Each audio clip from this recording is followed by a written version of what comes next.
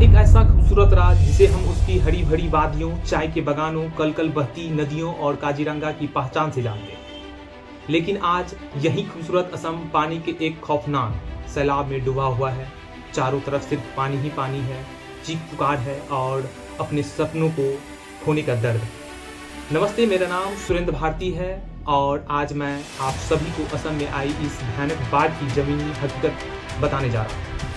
एक ऐसा तबाही जिसने लाखों जिंदगी को रातों रात बेघर कर दिया।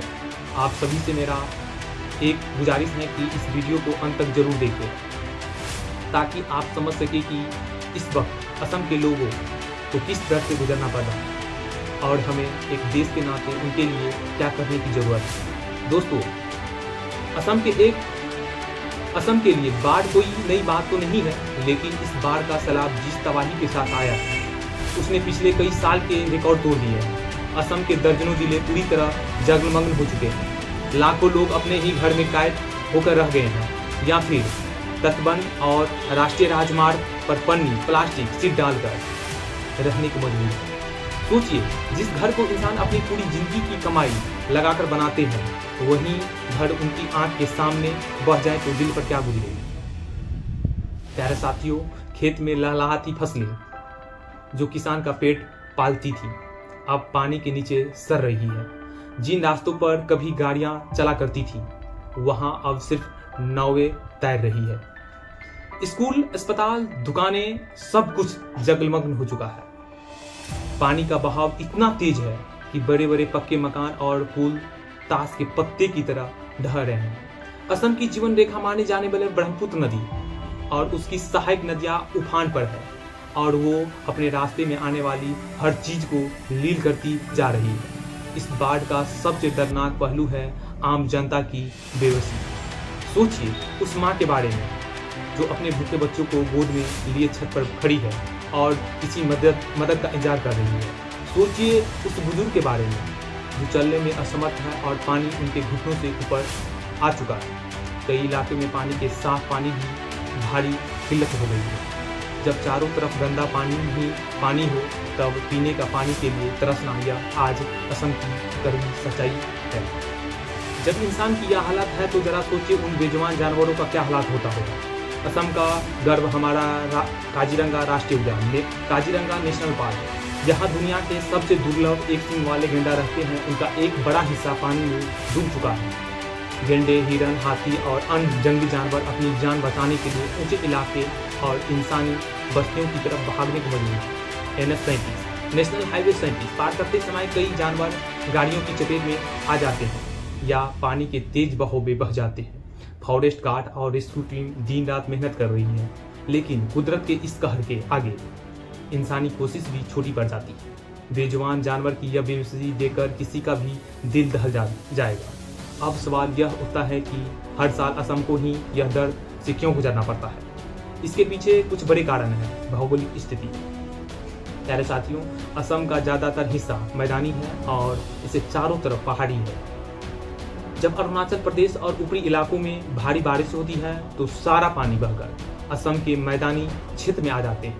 जलवायु परिवर्तन, क्लाइमेट चेंज, बेमौसम और अत्यधिक बारिश और भारी बारिश अब आम बात हो गई है।